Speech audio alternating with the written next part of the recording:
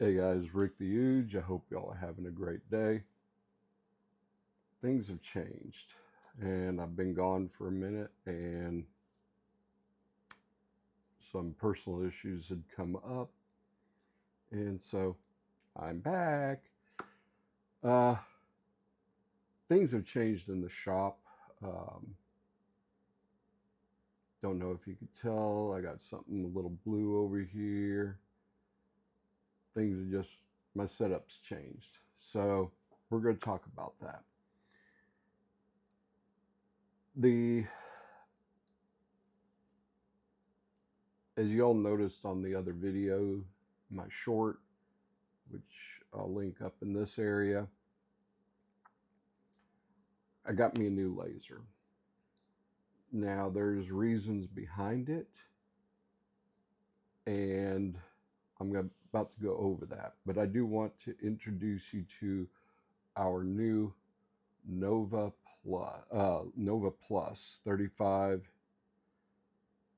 80-watt laser. This, from what, and I've been tinkering with it for a couple of days now that I've got it kind of set up.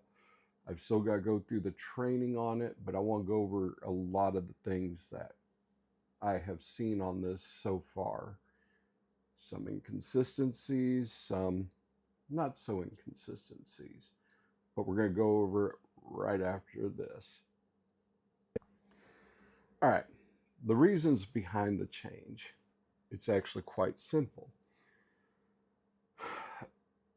I spent in excess of $1,500 trying to get my AP laser to play nice with me. It ruined a couple of jobs, uh, potentially lost a customer, and yeah, that happened. Um, this is not going to be an AP laser bashing video. I still believe in the AP architecture. It's just that this one did not want to play nice with me.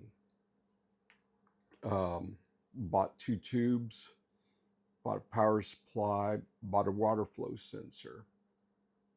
Did not want to play. Um, so, hence the ThunderCat. ThunderCat, it's a cartoon series from back in the day. And, this is a Thunder laser. It is an 80-watt Nova Plus. Getting it in was actually pretty cool. Came in one box. I spent more time breaking it open, the crate, than actually setting it up. This has no laser tube that requires water. It's called an RF laser tube. And basically, it is air cooled. You find these laser tubes in any Galvo style laser. Now, there are some that are water cooled, but I don't know the particulars on those. I've only seen them as advertisements.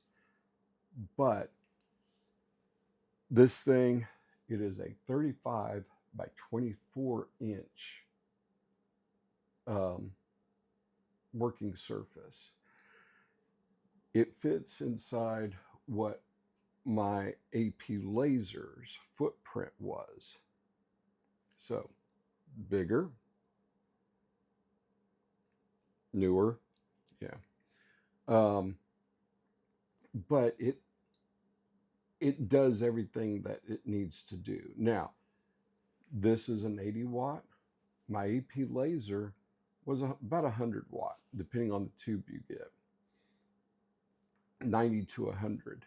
So there is a little bit of a difference, not too much. But this will do, I would argue, a lot more and a lot quicker. Now, there are some some things that I'm working out, and I have not taken the class yet. There is a 1 hour tutorial on this beast, and once I get that scheduled, I will put anything that I say wrong here into perspective. So bear with me. So let's dig right into this thing. As I mentioned, it is an 80-watt RF tube. This is, according to Thunder Laser, comparable to a 100-watt laser, which for me, that's a good thing.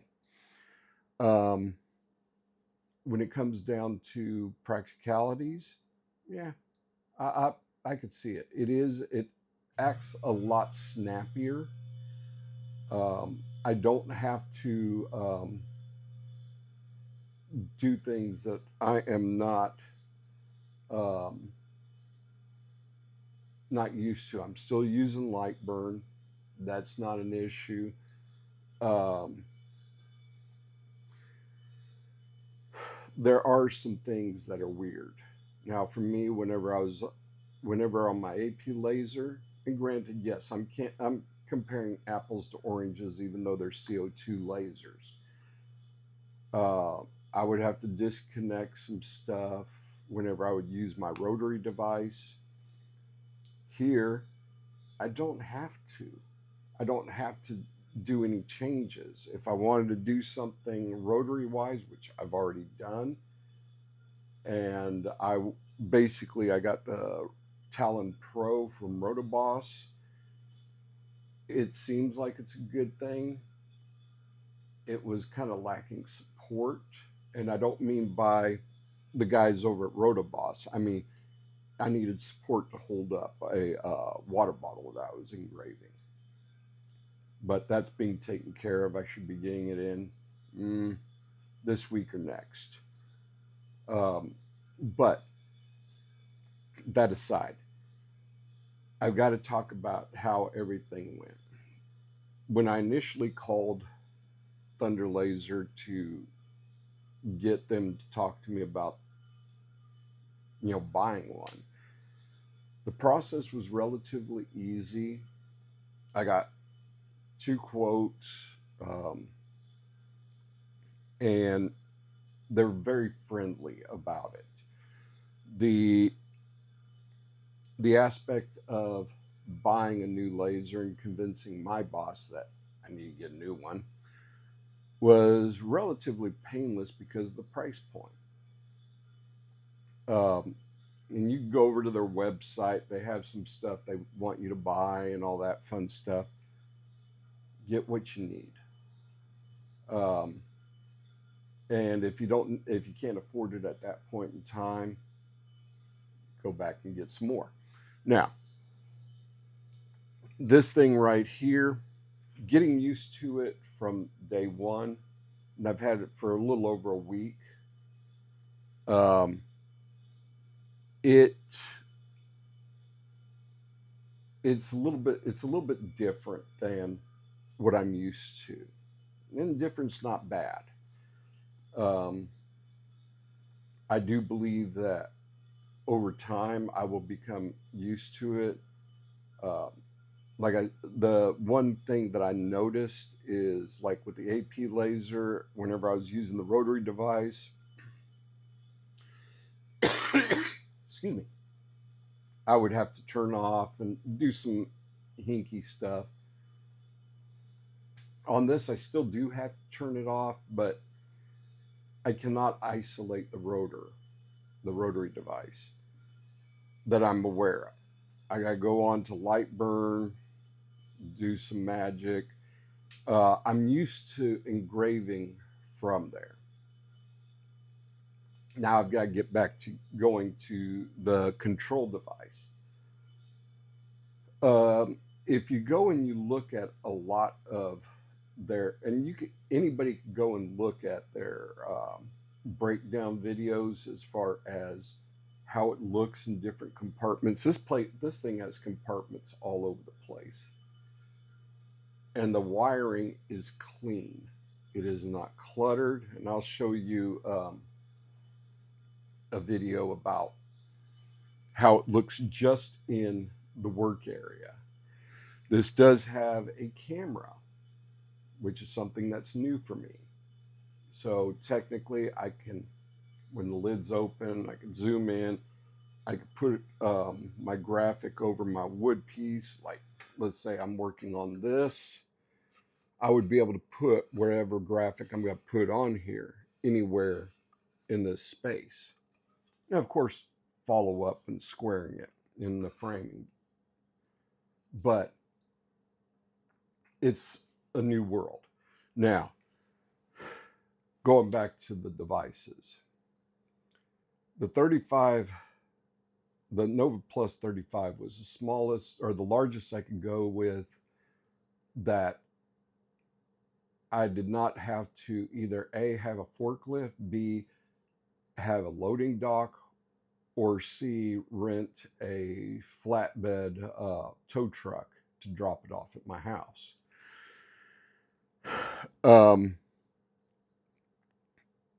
So this came off the truck in a basically with a pallet jack, and it was kind of daunting breaking into it. If you watch their videos, you'll see that you got to have a hammer, you got to have a drill with a Phillips head. Once you get all that done up, it's not that big of an issue. Now, the one thing that I did notice, and this is something I ask every laser company whenever I go to buy a laser, what are my electrical requirements? I know the exhaust requirements. I know the requirements as far as the footprint that I'm going to need. I always mark them out. It only needs one 15 amp outlet. Let me repeat that. One 15 amp outlet.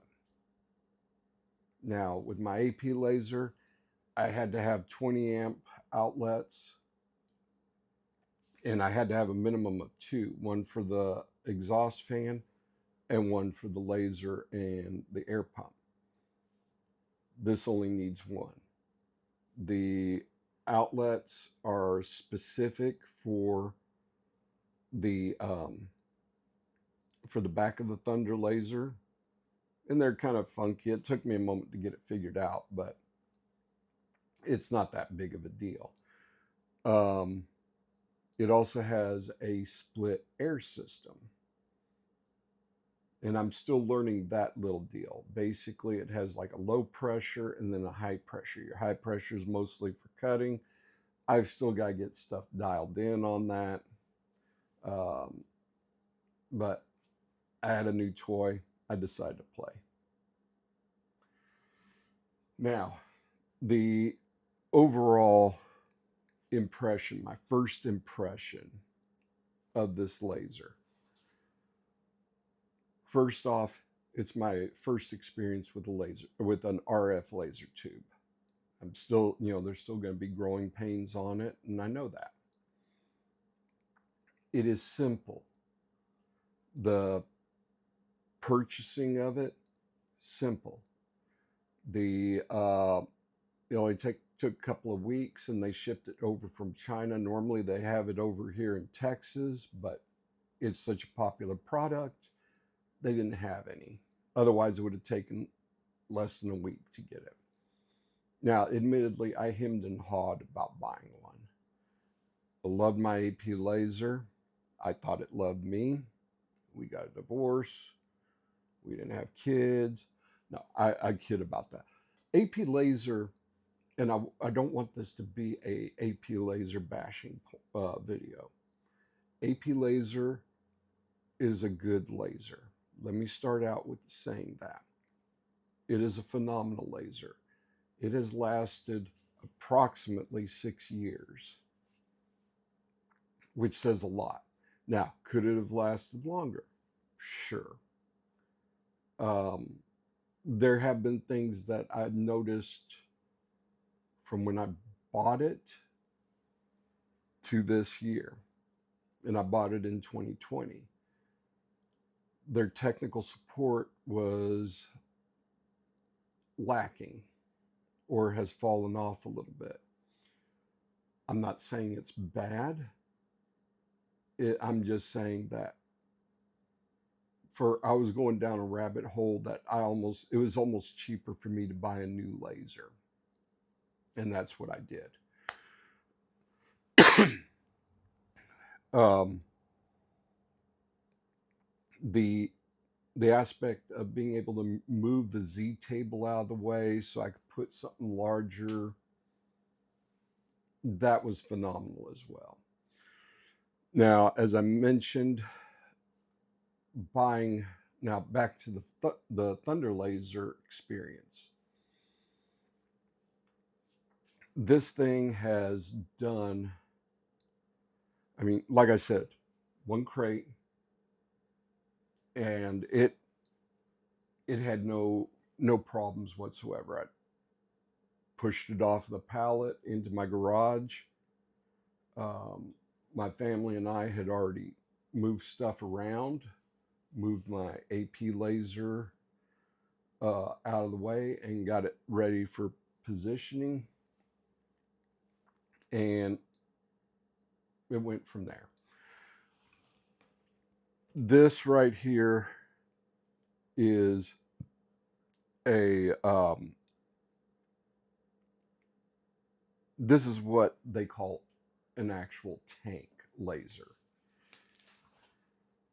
And I don't mean it as being strong as a tank or anything along those lines. It's just what they call it. It's a contained unit. It has a defined Z table. I'll go over some of the features here in a moment. But it's overall, it so far from what I have seen, and I'll probably do a 6-month video, which will come out about Christmas time frame, on how this worked. This has been, so far, an excellent experience. Now, I do have to get used to sending a file over for doing my tumblers and stuff on rotary. If it's something that can be done flat, like this, I could probably do that from the computer through Lightburn. But it's a lot snappier. And when I'll show you inside just the actual workspace area here in a moment. It is super clean. There's no unnecessary wires. Everything's bundled up properly. Everything looks beautiful in there. And that's what I like about it. Especially whenever I deal with robotics with high schoolers, it's nice to see what actual clean electrical install is, and now have an example. But this thing right here is awesome. The one bad habit that I had with my AP laser is I always engraved with the lid open. It's a bad habit, but I was not staring into it. And if I was, it was at a distance, safe distance. This I've got to keep closed until someone explains stuff. But I'm not going to go down that rabbit hole. Now, there are some downsides that I've noticed. One, I have to put a delay on my engraving. And that is mostly because of, again, the exhaust fan is plugged into this. It takes the impeller a moment to spool up. There's only one setting. There are two settings on the exhaust fan, on and off. And so even on their website, they tell you how to do it in Lightburn. Delay the fan for about 5-10 seconds, or 3 to 8, whatever the case may be. And you have to add that into your times. Now, if you're doing multiple tumblers or you're doing multiple cutting boards or whatever the case may be, you're going to have to factor that in, or just say whatever, the air will go away, the bad air will go away. It's not that big of an issue. It's going to be your choice. It's not required. So, and it does pump out the air. I got a 6-inch inline fan that does it. Now, the other option I have is I plug it, my old exhaust in, my old impeller fan, and I just leave it on. And it negates any issues. But the fact that this is just one outlet, that to me is pretty cool. So overall, again, the bad things, I got to figure out how to frame up my rotary to this from light burn.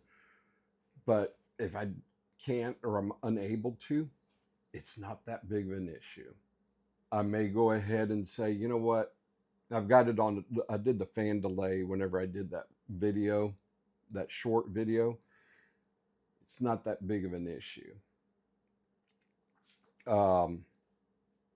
And it'll take care of, with the lid closed, it'll take care of all the bad air. But again, this is a new experience for me. New laser. So far, I'm very, very impressed with it. Again, 6 months down the road, maybe a different animal.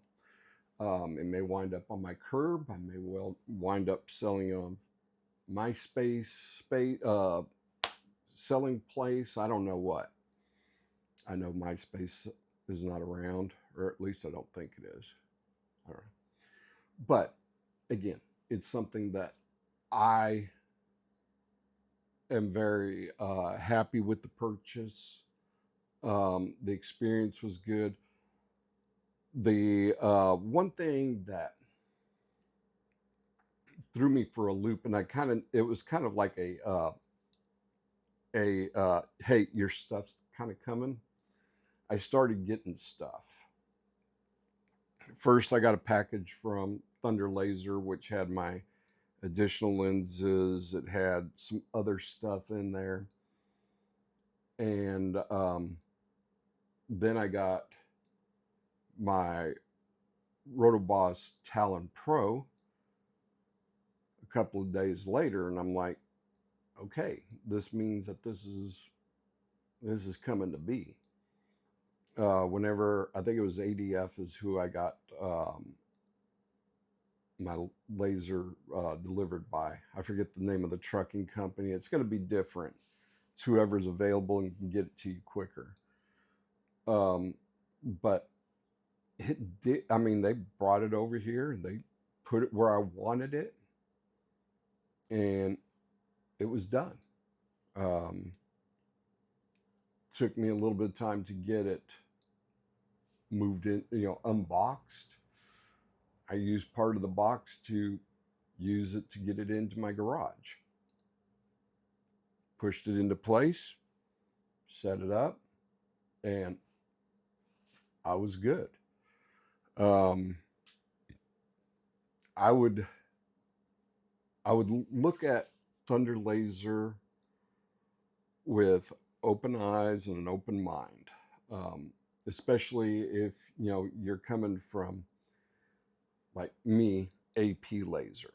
If you were over at Aeon or one of the other number of CO2 laser companies that are out there, take it with a grain of salt. Look at it, investigate. The price point, I could not turn it away. There was no way I was going to be able to turn that away. Nope, wasn't going to do it. But this thing works well so far. And granted, yes, I've been doing this for 6 years. I've worked with CO2 lasers for 6 years. It's like going from one car company to another. You still got to get used to the, if you're a Dodge purist and you go over to Ford for whatever reason, you still got to learn the idiosyncrasies of that Ford. And then you got to not judge the Ford because of him. Just kind of a car analogy. Overall, the experience with Thunder Laser has been good. I have not used tech support yet. I still got to call in and get my 1 hour class done up. And all in all, so far, I've been able to run jobs even without the class. And that's, to me, was important. Now, yes, I do need to do this. It also comes with a light burn, which I'm due to update. Matter of fact, I'm probably within a day or two of needing to do that. So I've got a free year coming to me.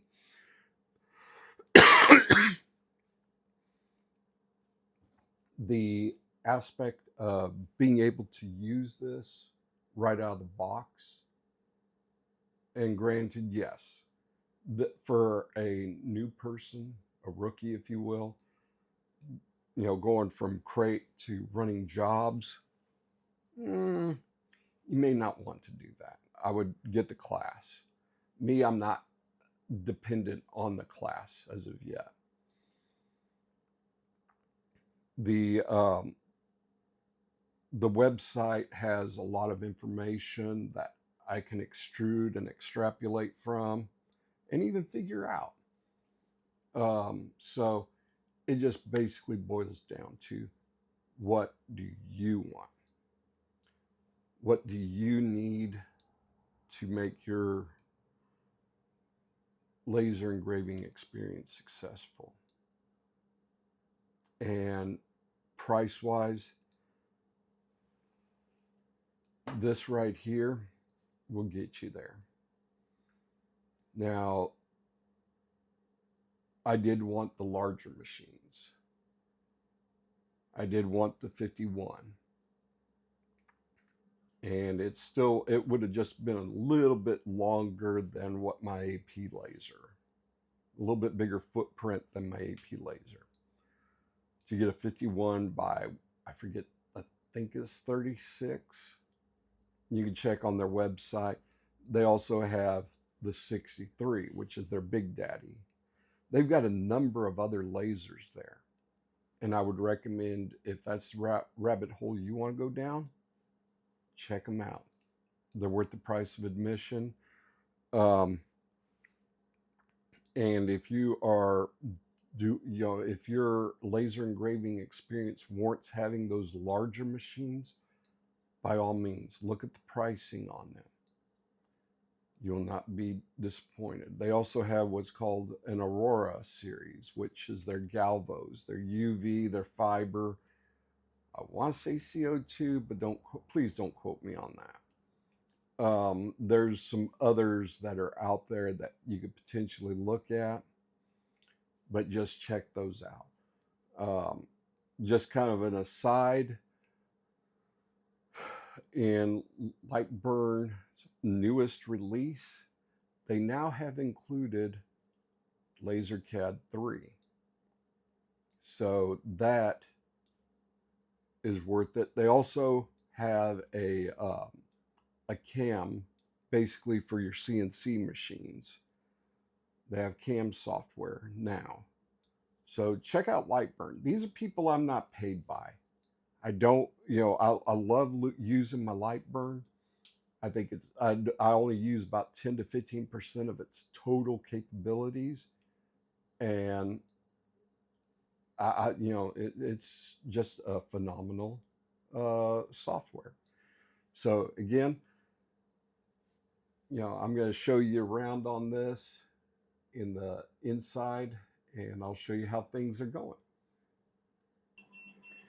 All right,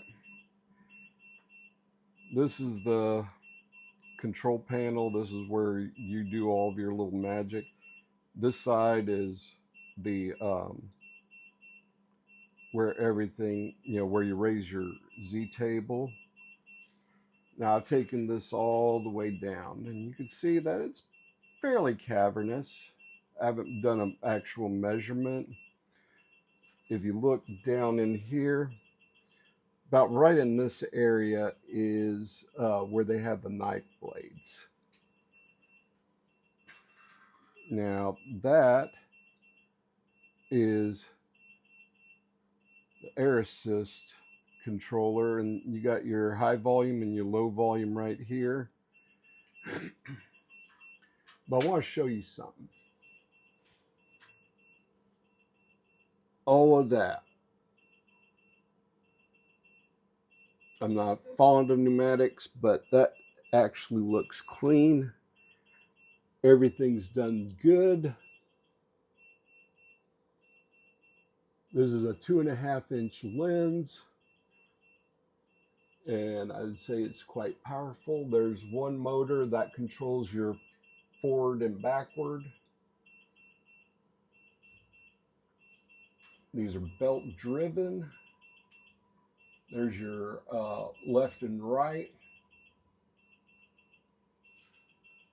And then there's your wiring for everything else. Now I want to show you how snappy this thing is.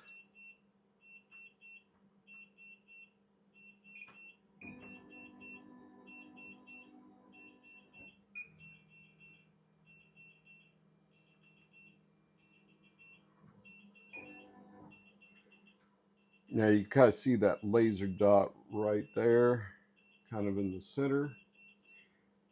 Now I'm going to hit menu, and then right up at the top, the highlighted, that is the autofocus. I will hit enter. And I'll bring you down into here.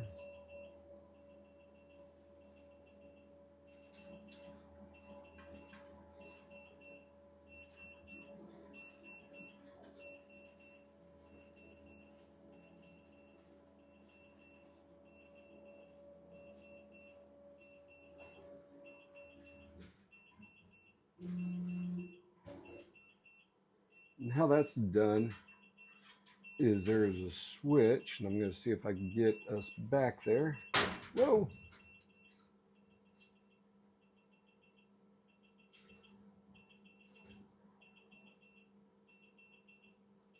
And you kind of see it right here. This is flexible. So overall, it is a very good piece of equipment. Now, so far, like I said, I'm enjoying this laser. Um, I'm looking forward to putting it through its paces. This thing is pretty cool. And just to wrap things up, again, call up Thunder Laser. I am not paid by them, not in the least. Um, get talk to whomever. They're very knowledgeable. They answered all my questions from the word go, and they got everything taken care of for me. Again, I'm not paid by them. I'm just one of their recipients of their laser. This thing, again, like I said, it is a beast. I have tried to cut wood with just 2.5-inch lens, and it does fairly well. It needs a 4-inch, and that's one of the lenses that I got.